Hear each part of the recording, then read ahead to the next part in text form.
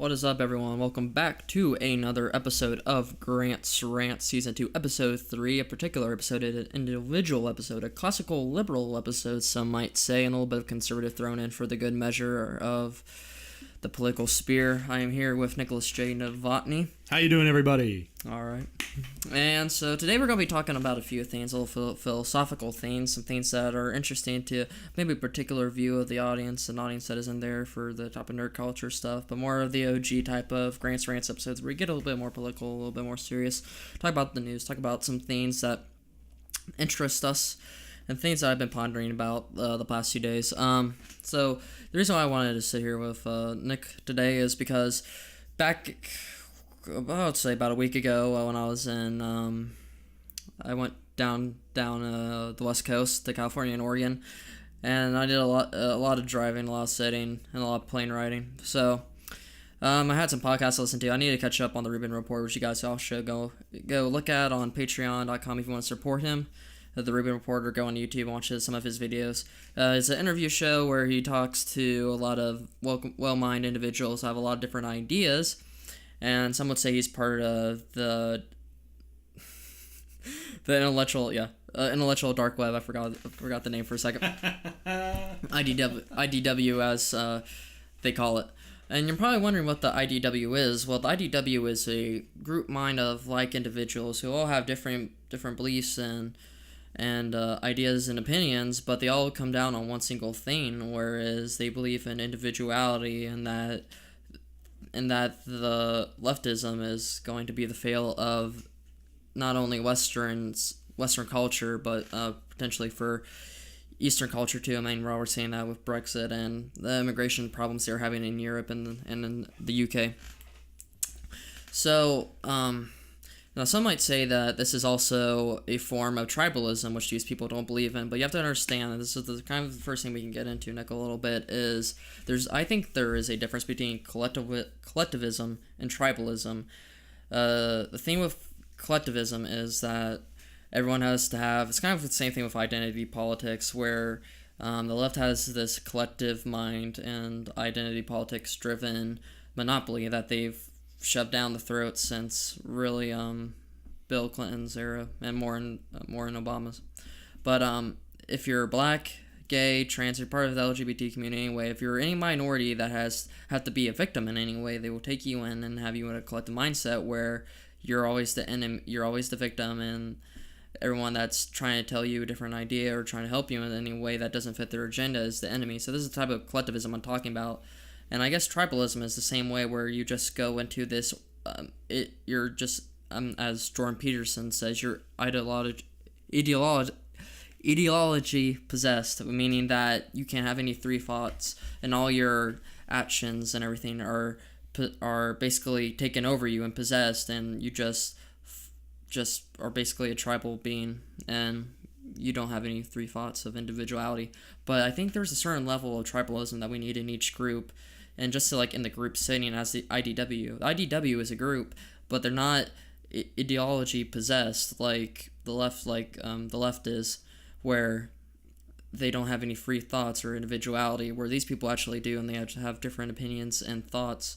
And I think that's a great thing, but I also think we need to be as a group, because without numbers, we're nothing. So individuality is great, but we also need to have groups. And Nick, I was wondering, where do you think the fine line is between individuality and groupism? And do you think we need to have groups, or is just pure individuality? Because I see it as we need some sort of group foundation in order to bring people in, but not too much where we become ideology possessed. And it's kind of a hard line to tread. So I just want to see your thoughts about it. Well, I'd say when it comes to tribalism, that obviously in tribalism it's a group, so we'll call it a tribe. Okay. Okay, so if you have groups, you can work, there's a big difference between, like, this idea of collectivism and teamwork. I think those two get confused a lot. Teamwork, everybody's working their benefit. Collectivism is more of a trap. Everyone's working to keep everyone the same. Not essentially equal, but the same. Mm-hmm.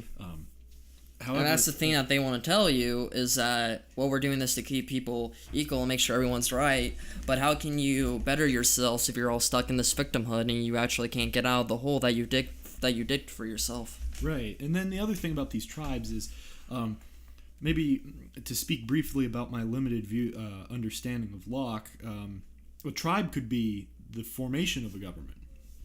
So one could call American political thought technically a tribe, in the sense that every individual within that within that tribalistic culture is actually rooting for their tribe out of the fact that they will be individuals within it. So the fact is that's where the teamwork can come in, and that's why not tribalism, though often a bad thing when it comes to politics, has its limited purpose, has its limited view where it is a good thing. And I think with collectivism, and I want to make the distinct difference between what we're talking about. We're talking about collectivism as in collective thought, collective ideology, collective social understanding, and not in the essentially economic term collectivist economies that can get confused with socialism in some areas. I'd say that socialism and communism are a type of collectivist economy, but when it comes to more of a local level, they're not actually socialist. They're like, for example, not to get too much in the collectivist economies, but it's a socialist idea to have a national healthcare system that is the only healthcare system in the nation. But to each their own according to their abilities, right. Basically. But then in a community, it's a collectivist idea that everybody's taxed to have a fire department. So, but those are two very different things because they're different styles. They're at different levels of government. As far as individualism, most people have direct control over fire levies. And I don't think you could say the same about capitalism, because capitalism is a very individualistic economy in some ways. It's based on personal prosperity, the drive to do better, the drive to compete, which is why it does a good job of having individualism. But not every system's perfect. No, there are abuses, and that's why I'd support limited abuses, for example. I don't think unions should be illegal, and I think there should be a minimum wage, but not one that radically inflates the economy. Alright, so like the path to hell is paved with good intentions, where like some unions are good, but like others are bad, like teachers' unions sometimes, where they're not actually helping anybody. Well, I'd agree with you there. There are unions that are, they have gluttony. They just take. And one of the recent things that was passed was the Supreme Court decision in Janus, which said that public unions couldn't have mandatory membership that required their members to pay dues that funded political campaigns or political groups. So then that way, 'cause for example, if you're a teacher, if you're someone like that, you have to be in a union or at least sue to get out of it, like our high school history teacher did. So, and then thus your union dues go to potentially support political candidates you don't support. And what the Supreme Court ruled in Janus, that takes away your individuality. Yes, and it means it's your freedom of speech. The Supreme Court has ruled time and time again that money is in fact speech because you use it as a form of support for things. So the understanding is that, and a lot of people are upset, they believe the Supreme Court has failed unions, but what this is that doesn't mean you can't charge membership dues. It just means that those dues can't go to support political speech. Now, I think you should have a thing that's called right to work, which means you shouldn't be required to join a union in order to work in a field. And I think that's fair because I believe that makes the union more competitive in trying to incentivize union membership. It brings up the idea of the work. It brings up the quality of the workplace, and that's argued that it doesn't. It's argued that it doesn't, because what you'll have is everybody will leave and only reap the benefits, and no one will pay the union dues. However, if no one's paying the union dues and the unions can't stick up for themselves, wouldn't that corporation, that government try and take over those workers' rights? And what that's going to cause is, as long as you have freedom to join a union, which I do believe in, people would join and fight and stick up for those rights, and then responsibly decide, okay, this is where I can support the union, this is where I can't. And it's all about the choice. It's all about the choice, and that's important when it comes to labor, because as Locke has laid out, you have an inherent right to property. And then also derived from the First Amendment, I believe we have a freedom of association. Mm-hmm. All right, well, some other things I wanted to talk about was, well, I got this video pinned up of Jordan B Peterson. Now, he's a favorite of the left. Some people, so a little background is for people that don't know. Favorite of the left. So back in, I would say, 2016, Jordan Peterson, there's this bill that got passed in Canada called Bill C-16, I believe. That's what it's called. It is a bill that got passed, a piece of legislation that forced people to call transgender students by their pronouns. Well, like anyone by their preferred pronouns, and if they don't, then it's a illegal offense. Jordan B. Peterson is against it because he believes that a law should not invoke on your freedom of speech for what pronouns you use, and we need to set very straight lines of what we can call transgender people, because linguistics, in English language is a very complex thing, and you just can't pass legislation around without actually culturally progressing it and making sure that people are accepting of it first. And so there needs to be some boundaries of it. So let's watch the video, and I'll pause it. We'll do some commentary of it and just kind of describe what I'm talking about. So this is a video from Conservative Network, one of these fan sites. We also talk about that too a little bit later, but about these YouTube channels and the rhetoric they like to use. But yeah, so this video is called Transgender Protests and Solid Jordan Peterson Gets Owned with Ease. So yeah, alright, let's watch. Okay, awesome. Myself and other people are required to utter. But would you use alternate pronouns if a student asked you to? I think I've made my position on that clear already.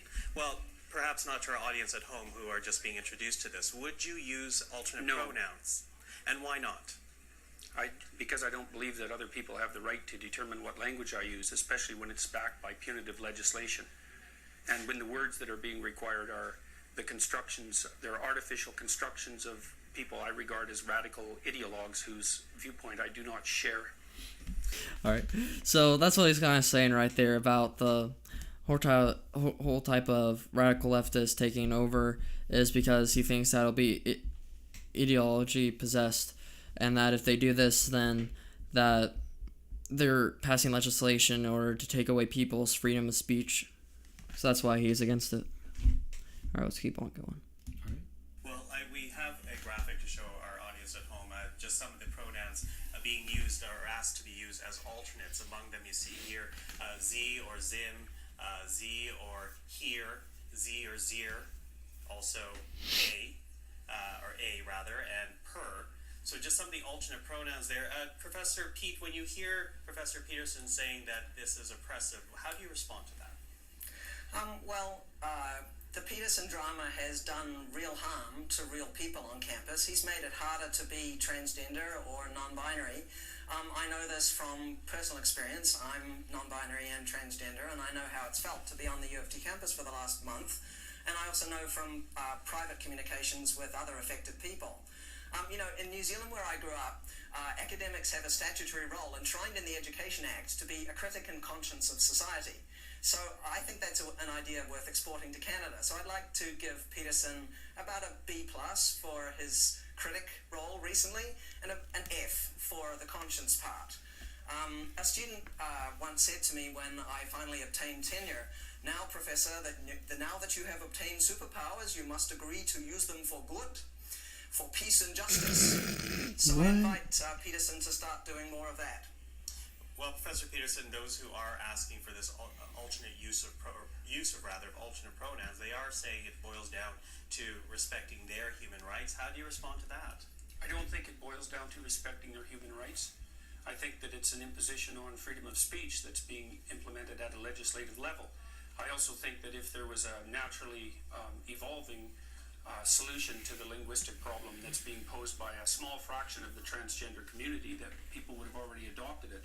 We've never had a situation in the usage of English before that required legislation to produce a transformation in the manner in which people spoke.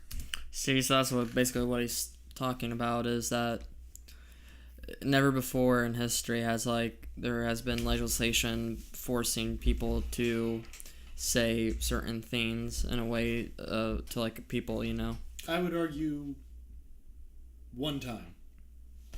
For hate speech? Oh no, not hate speech. I would say, in terms of learning,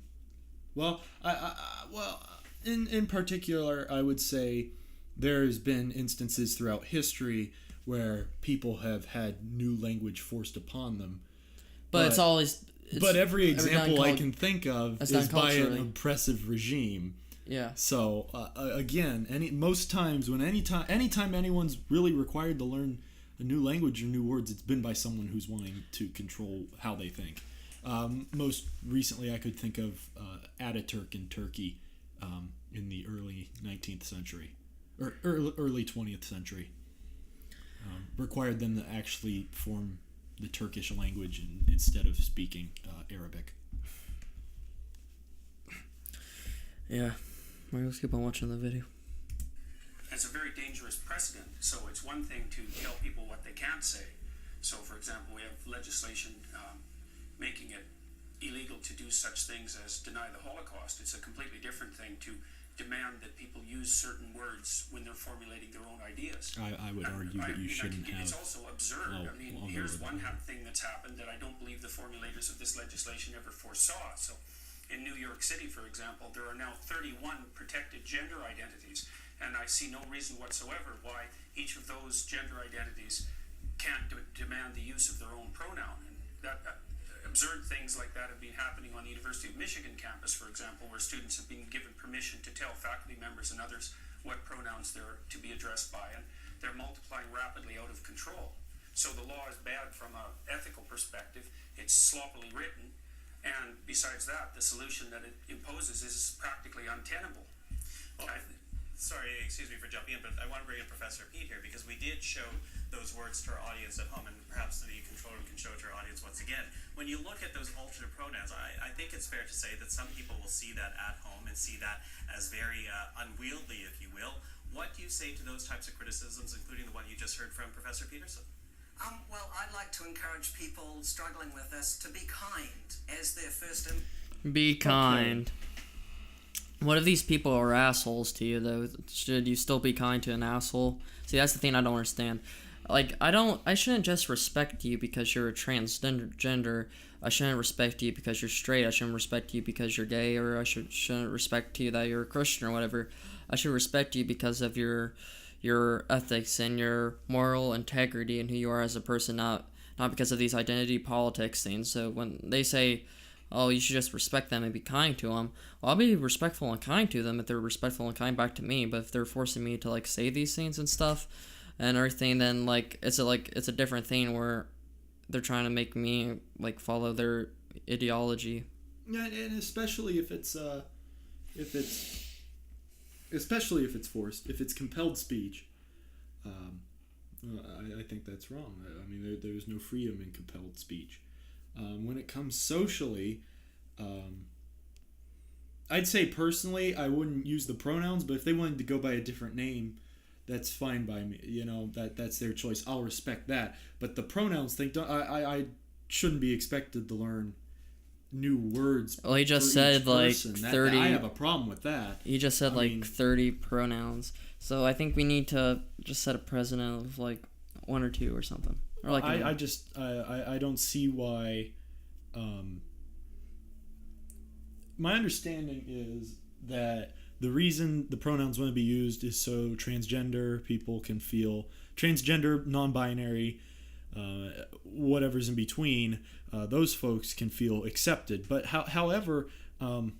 Are they going to feel accepted if people are being forced to, and it's not actually done by the culture, and the culture doesn't accept it? Exactly. And then even then, if you're basing your acceptance on each individual's ability to use separate words from what they've ever learned, I don't think that's healthy for you. I mean, that's not good for your well-being. It's not good for your psyche. Yeah, because and that comes back to our discussion of individualism, is where your self-esteem should come from yourself. Mm-hmm. Of course, it will be affected by people around you, but working through that may be part of your self-esteem. And that's what's great about states' rights, is that states can pass legislation. States' powers. Yeah, states' powers. Individuals have rights, states do not. Well, yeah, and so like the states have powers to like pass legislation. I mean, you're saying of like some states passing legislation, and also with before the Supreme Court made gay marriage legal, some states already passed it and stuff like that. So you're already seen and done in the United States by culture. So I don't understand why Canada can't do it the same way and gradually make it accepted instead of just shoving it down everyone's throats. Well, it's that collectivist thought where if you're not in line with this idea, you're either radical or you're not acceptable. Or you're a bigot. All right, let's keep on going. Impulse. You know, we call somebody what they want to be called in our society. For instance, Yeah, but I don't disagree with that. Julie if they prefer to be called Jordan. Okay. That's just basic human courtesy. Yes. Here's a great little tip for people who are despairing at the possibility of remembering all those pronouns. What I do is just program in the pronoun next to the person's name in my smartphone.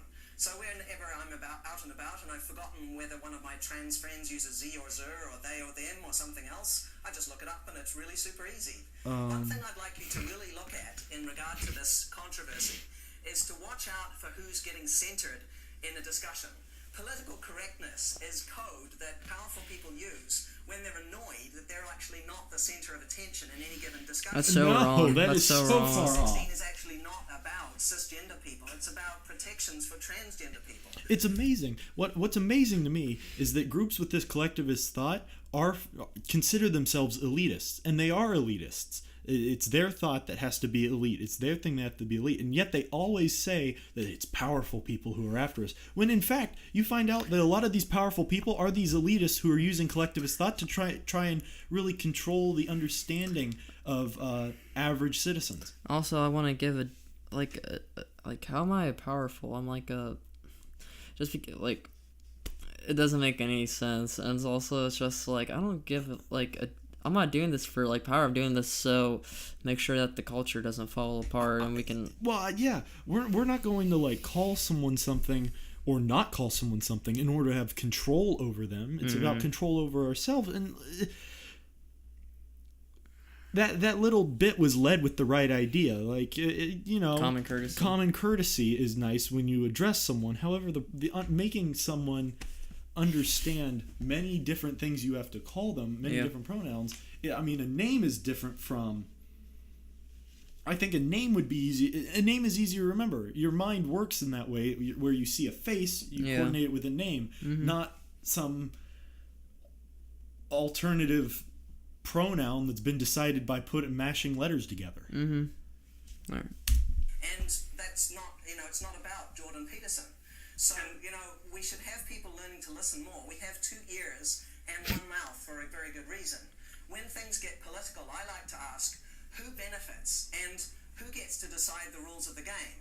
So, mostly with this Peterson controversy, which is really just a small drama, tempest in a teapot, he could just get over learning to program a few pronouns into his phone. By the way, I only have half a dozen or so that I actually use on an everyday basis, so it's not all that difficult. Professor Peterson, good jump because I think Professor Peterson wants to get in on that. Yeah, well, kindness is the excuse that social justice warriors use when they want to exercise control over what other people think and say. So We just talked if about we're that. bandying back and forth our differences in values, I would say that the highest possible value is truth, and that one of the concomitants is that we need stringent protection for freedom of speech so that we can utter the truths that we see fit. And I think that that's a value that's much higher than kindness, for example. I mean, there's lots of situations I didn't like where something there. kindness in the immediate We'll go to it present in is a not minute. the appropriate way In a minute. to react at all.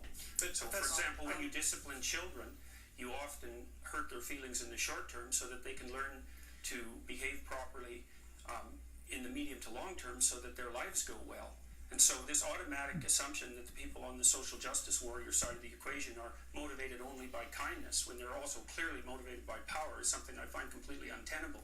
And I don't think that Pete's solution to program my cell phone so that I can remember what names people need to be called is a reasonable solution at all. We're actually supposed to now use electronic devices to bolster our ability to speak freely How do in you case we remember names, offend Jordan? someone. Is it so difficult to remember a pronoun? You remember somebody's first name, you remember their telephone number.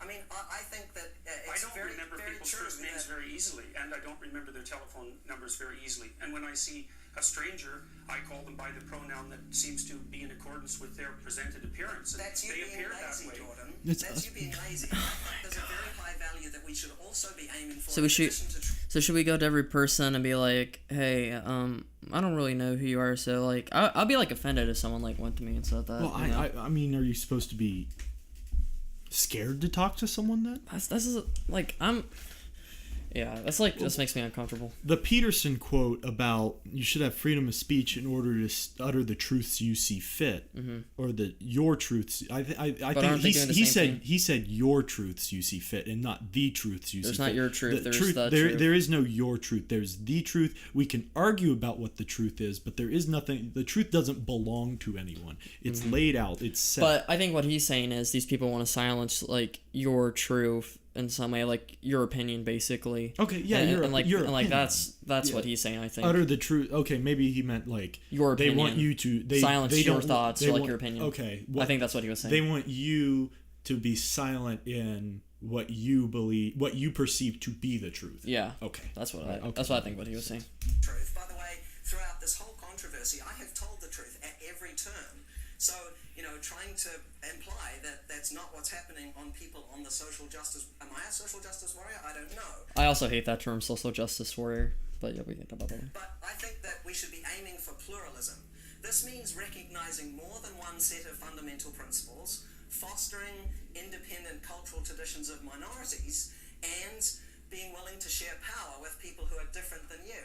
I think if you just stop centering this whole controversy on yourself and how hard it is for you to accommodate genderqueer people, well, have a little bit of sympathy. I mean, those of us who are trans encounter much more greater indignities every day and every week of the month. For example, have you recently had a bank employee accuse you of trying to masquerade as yourself at a bank and then locking down your ATM card and credit card so that you can't use any money? Those are the sorts of problems that trans people face every day, being out of housing, being considered, considering suicide. These are really big problems. Out of housing. And I wonder why they're considering suicide. Maybe because their brains are out of whack in some ways. My refusal to use pronouns. You want to dive into that? Yeah. Okay. Well, in some way, I mean, studies have been shown that even if you call someone by like their pronoun or something, like transgender people still have a high rate of suicide. And I think it's because of the amount of stress they have to go through with like either like changing their biology in some way and like their bodies in some ways. So I think that's part of it. Part of the reason why too is because they go through so much stress of it and the fears of not being accepted by people and stuff like that. And I am saying that is part of it, but like the other part has to be too just like what's going through your head, just like changing and everything too. I can understand that. I think another part of it may also be the idea of the collectivist thought again, worrying about making sure your views are in line with what's expected. What if you were like a conservative transgender? Like you would be outed by everyone. And we have seen that with some people of some thoughts not aligning with the leftist ideology. And so a great example of this is Lindsay Shepard, a student from Canada who she's a grad student and did one of her thesis on Jordan Peterson and I actually thought of like a better one. So James, I forget his last name. Let me look it up. But it was James Damore. That's his name. James Damore was a Google engineer, in the famous Google memo, and he went to a seminar about how to change the workscape or something like that with and so he went there and he said, women, just like putting women into work into a Google engineer spot isn't necessarily going to help it. We need people with like different viewpoints and different skill sets in order. We can't just have like women in it and think that all our problems and all our solutions are going to get better anytime. And so he got kicked out of Google for that, and he got fired. And I think he is, I'm not sure if he's suing Google or not, but he's a very smart man. And so and he is a progressive. And so that's part of the leftist ideology, kicking out people who don't think, well, just because you're a woman, that means we should hire you. But I do think there are some diversity things that should be considered when that are just diversity that should be considered into the workforce. People think that this is a whole left slate, that everything should be created equal in some way, like the whole leftist ideology. But this is what I think.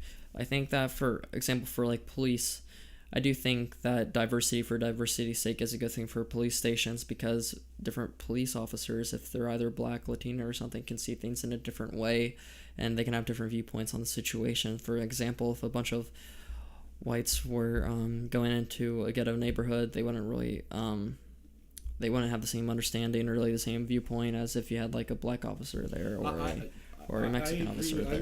I agree with you partially. Not essentially on the relation when it comes to race per se, but I do agree when it comes to location, with what you just said there. So someone who can relate to that area, I think, is important. That's why I'm a big proponent that police officers employed by a municipality should be living in that municipality. Now, I mean, that is partially a danger to them, because then, everybody knows where the cop lives that arrested you, especially in a smaller town. But when it comes to the idea that police are really supposed to protect the community, to protect their community, I think that's part of it. And I think if that means that in a part of a city, the hood or whatever slang term one might want to call it, is majority black, and that means black officers come from there. Those black officers who came from that area, I think, should be the ones who go into that area and work, because they're familiar with what goes on there. That's what I'm saying. It's part of their childhood, and they can relate better to the citizens they serve. And that's not so much a thing where racism, where race is the important factor. It just happens to be the factor with the location. To the location. That's attributed to the location. So, I mean, if a city was half Harry Potter lovers and half Star Wars lovers, I would want the people who were Star Wars lovers to be with Star Wars, patrol the Star Wars side of the city, and then the Harry Potter people. It's just that idea that you can relate to the people who you serve. That's what I'm saying. And so, like, some people might see that as racist in some way or something, but I don't think. I think in effective patrolling, the fact that a citizen could relate with an officer would give better faith and understanding between those two, and thus make the interactions less contentious. Have less tension. So that's just my view of it. All right, it's about location primarily, and then relation. Good. Because left-wing activists want me to use them has nothing to do with whether or not trans people are having difficulties in society. And I'd also like to point out that I've had many letters of support. I've had many letters of support from trans people, and they tell me that the trans activists don't support them, and most trans people actually wanted to be referred to as he or she. Doesn't mean they that weren't you my friends. Transphobic. Can we pause that? That's the other thing. It's the "I have black friends, so I'm not racist" joke, and it is now spread to, because it's not. I mean, obviously it was a stupid. It's a dumb actual argument to make. It's an easy argument to make. Well, I have this. I can't. I have this, so I'm obviously not that. Yeah. But the fact that it's been appropriated so much by the left instead as a way to mock people, where just because you have this, it's been appropriated. It's more of an argument used by the left ever than it is used by anyone anywhere else. And it's such lazy thinking with how you don't have to really think about your viewpoints in any way, or like really think about you just have to your ideology at all, because you're like, well, I just like automatically have a black friend, so I don't really have to think about like that at all. Like, well, I'm just automatically not racist. You know what that is? Yeah. That's collectivist thought. Mm-hmm. Yep. Just because you've talked to a few trans people, you don't know the trans community like the trans community does. You've got no idea what it's like to be trans. Professor Pete, Professor Pete, I'm sorry to interrupt. Let's let Professor Peterson finish his thought, please. All right, so the trans activists aren't proper representatives of the trans community because they haven't been elected by the trans community. Nobody elected they're you noisy. either, Jordan. I'm not speaking for anyone except myself, and on behalf of other people, perhaps who want to maintain the right to free speech. I'm not claiming that I'm a representative of white people or white men or any other group. I'm speaking on behalf of myself. And so Individuality. I'm not taking. Professor Peterson, let me jump in there though, because we have seen an evolution of language. There are words that we don't use Not anymore. by legislation. Well, legislation or not, there are words that have evolved. We don't use, for example, I'm Asian. I would bristle if someone called me Oriental. That is an evolution of how we use words. How That's is this fair. different? Mm-hmm. Whether I just legislative said It's or not. absolutely I fair. understand legislatively, but if at the heart of it is to allow a student to study free of what they feel is discrimination, why not help that along? I already made my case for why not help that along. I believe that this legislation is extraordinarily dangerous, and there's other elements of it too that we haven't even got to in our society yet, like the protection for gender expression. And I've looked at gender expression in the Ontario Human Rights Code, and as far as I can tell, gender expression is best summarized in a single word: fashion. Because it's the way that you present yourself in public with your clothing and your manner of dress. And so I also think that the legislation that we are bringing forth with Bill C-16, and that's already in place in places like Ontario, also makes fashion criticism something akin to a hate crime. And because there's been so much noise about the identity component of this, we haven't even talked about gender expression. This is appalling legislation. And the idea that referring to someone by the pronoun of their choice is going to radically improve their status in society or their mental health is a completely unproven assumption. I think it'll have exactly the opposite effect. That's what we talked about. Yeah. Professor Pete, I want to ask you, because it's been brought up a couple of times, to Professor Peterson's point, if this was so popular, if this was so needed, there would be a natural evolution, there wouldn't be need for legislation.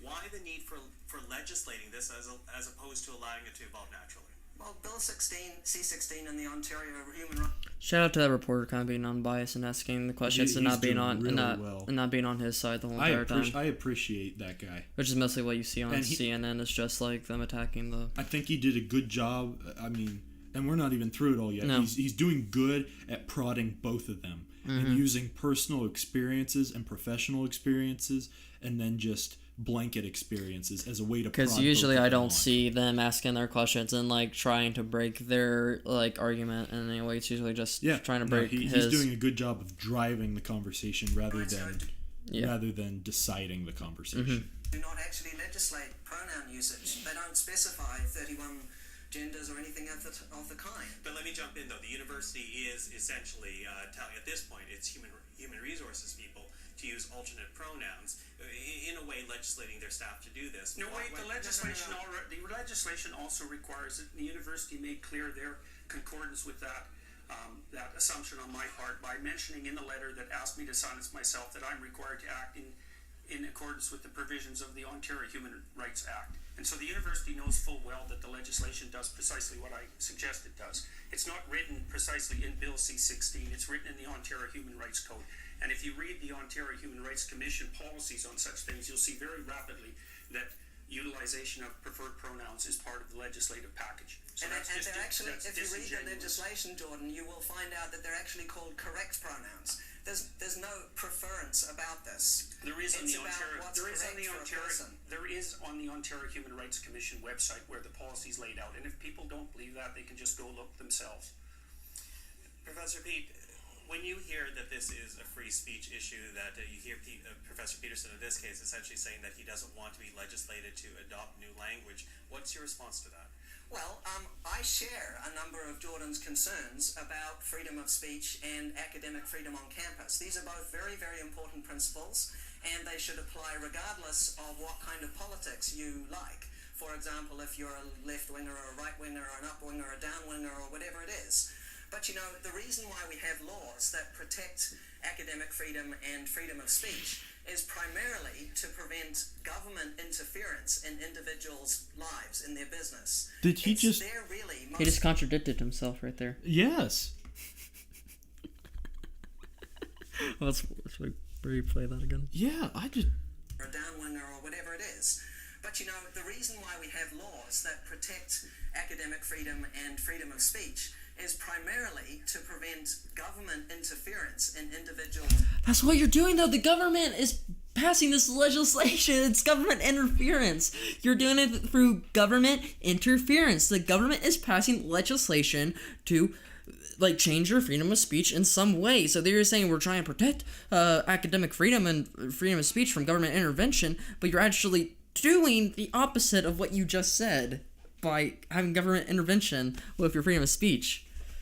And then even if it's on the university level, that's a regulation people have to live by. Yeah. That's an intervention by a power that controls you. In fact, a power that you may be paying to attend. I mean, that idea. Mm-hmm. That you're going to pay to be told how to speak. Lives in their business. It's there really mostly to protect against a form of structural violence. And these free speech laws. How's people... Speech is not violence. Yeah. And people saying hate speech is like violence, or hate speech leads to violence. That's not true. There are a lot of professors who believe in the concept of hate speech being bannable. That you can Hate speech isn't real. It's just speech no one likes. It's not even no one likes. It's speech the particular group in power doesn't like. Whoever holds the majority decides what can be said. No, And the Supreme Court. I mean, that's insane. And the Supreme Court ruled that hate speech doesn't exist. Yeah, and you know what? I want to comment on something else here with the whole speeches and violence thing. Do you remember the case of the girlfriend who convinced her boyfriend to commit suicide by text? Yeah. I think that decision, I think she certainly did something absolutely wrong. Ethically wrong. Absolutely ethically, morally wrong, to the point that it would, I mean, she was a danger to society in a way. That she was able to do that. Do you think that she should have got prison time? However, the ruling that came down murder included partially that speech drove him to violence. Now, that has to be made a distinction, because out of that you're going to get the pull out of the idea that you can be convicted if what you say, if you tell someone to kill yourself and then they go do it, you should be held liable for that. Exactly. That's some scary stuff too. If you tell somebody off, if you fire someone and they go kill themselves, is that boss held liable because you fired them for maybe something that maybe they didn't show up to work on time, but that's scary in and of itself. But the case that you just brought up was very extreme, where he was already suicidal. She knew that, so I think it was with some intentions. But already. Oftentimes, what we have to worry about, especially in law, is that when you have a decision like that, there's a slippery slope where it keeps coming to the moderate version, where the prosecuting attorney is able, and lawyers are trained to argue. I mean, that is the whole point of the profession, back and forth. Mm-hmm. But if the prosecuting attorney is able to take that case and argue something that was argue a case where the person did something slightly worse, and still use that criteria to land that by just twisting a few things, as is their job, as is how the law is supposed to work. Because it can't be cut and dry, because no situation is precisely the same as another. What's going to happen where we finally step down to a court? You're worried precedent? about the slippery slope. I am worried about the into. slippery slope. Yeah. Well, I hope it never gets to that level, but I think, in my personal opinion, I think that I hope so too. The court's made a right decision with her, because what she did was absolutely wrong. Oh, I think she absolutely deserved something, but how that something was determined may be the problem with that. You're case. seeing point A to point D, but you don't want them to use point C or whatever in the mix to get to that end. All right, I get you. Were actually never intended to be used as all-purpose accountability shields, so that you don't have to be held accountable for your actions. I'm perfectly willing to be held accountable for my actions, and the university has already indicated the seriousness with which they view my actions. And I also do not believe that free speech laws were there to protect, to regulate violence. Free speech laws are there because we use free speech to identify problems in our society, generate solutions to the problems, and then reach a consensus. So freedom of speech is actually is protection for the mechanism by which our individuals and society properly orient themselves across time. It's not even a principle. It's the fundamental method by which our societies manage to maintain the stability that they do maintain. And so it's one of the ways we do that. Yes. Well, I would say that it's the fundamental way. So, and I mean, I think we could have a reasonable discussion about that, but because freedom of speech is so tightly tangled up with the means by which we solve problems. I mean, I think, and then I talk, but I get corrected when I speak publicly, and the fact that I'm being corrected constantly by the people that I'm speaking with helps orient my speech properly and helps orient public discussion properly.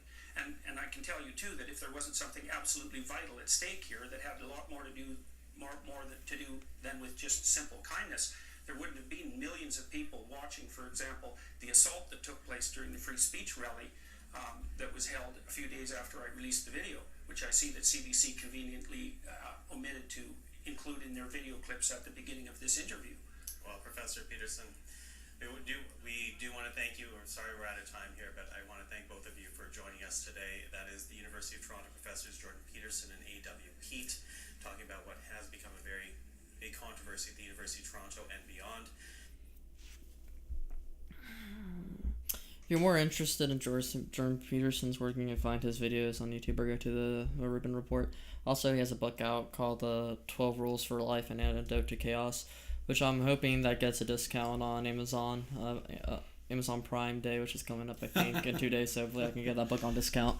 You know what? I think it would be improper not to compliment both Dr. Peterson and Dr. Pete for that civil discussion. Clearly, even though Dr. Pete, I think, is pushing for an idea that is a threat to free speech, he was able to demonstrate its civil use to work through ideas, to present ideas. So compliments to him for that, and compliments to Dr. Peterson. I think these people have good intentions, most of it, but Yeah. the ways they're going about it, it's just like we were talking about, the lady. It's there's ways that, the path to hell is paved with good intentions, and the way that you might get those things that you want might not be the best way possible for the greater good. Right. So, I don't believe many, especially the ones starting out, those who become collectivist thinkers, I don't think they start out ever wanting to maliciously control others. But what ends up happening is they become enraged. They become enraged. And I think even with the instant gratification culture, I think when it doesn't happen the exact way they want it to, as fast as they want it to, they start getting that collective thought process that's that's more how should I say, impulsive. They want it now, and they're going to get it any way they want, and that includes forcing someone else. Yes, great. And even though it may be something that could be good for society, it should be discussed, deliberated. It should not be it should not be shouted down, and you should not shout down your opponents. I mean, that's the whole point of having freedom of speech in the first place, is to be able to have that discussion. If you start putting restrictions on it, you can't have the discussion. You can't have what might be necessary to prove or disprove what you're putting forward. Well, I think that's a great place to end. All right, so right before we end, I want to do one question we can both answer. What is one thing that you think you need to improve on as just yourself, either professionally with your school career, or, ideology, or just something in general? What's one thing that some people might see as a criticism of you, and that maybe we can both improve on something in our future endeavors? I'll go first while you think about it for a little bit. Okay. I'm trying to become more intellectual in some ways. I was talking to Nicholas about this a couple days, about how the university system is a failed system in some ways for our students, not teaching us how to argument well, how to have proper thoughts, and to think and formulate our arguments and be able to debate. And that's what we'll try to do with this semester, really, and the school year, is just research myself in that. And look into core individualistic things and really look into the foundations of argument and thought and how to formulate arguments and stuff and form my viewpoints, make sure I'm a well-rounded individual in that and then just doesn't take everything at face value and becomes ideological possessed. So that's one thing I want to work on. I think I'm going to forward you some articles written by my Ashbrook professors. One in particular comes to mind by Dr. Sickinga about how the role of an educator in classroom discussion. Okay. I'm going to forward you that. All right. Something I can improve on, I think, is emotional grit.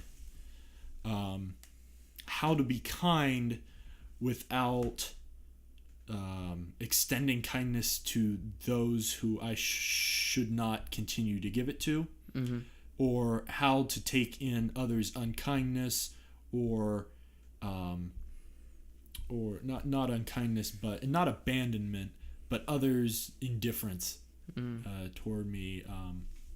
Just being able to process how other people aren't essentially going to behave with the same politeness as I would like them to, as I would expect myself or those I call my friends to. So I'm going to work on that. All right. Well, I think this was a fantastic episode. I really thought we got into the discussion well. So if you guys want to keep seeing the show, just keep on listening and just let us know. And also, what? One more thing I want to point out, just so it's on recording. It'd be interesting if one of us runs for office one day to see how many select quotes from this get used against us. Just because we're promoting individual I'm probably ideas. never going to run for office. We'll see what happens. Who knows? But I just wanted it in the video, so then, should that happen, we can play this portion. Yeah. Well, they'll probably clip it out. All right, you guys know what to do. Follow me at Richie Grant and Nicholas at you can say it. Twitter? Where should people find you? I can be found on Twitter at nicknovotny_. That's NICKNOVOTNY_. All right. Well, thank you guys for watching. I got another episode in the works with Holden. We're going to do our Sonic ranking in the beginning of August, so make sure you guys watch out for that. And I got another video essay type of video about Hollow Knight, a game I'm really excited for. Finished a couple. I need to do some game capture, and I need to finish the script. About halfway done with it. I need to do some editing with that, and I think about what I want to do for the video. All right, so yeah, thank you guys for watching, and time to vape. All right, see you.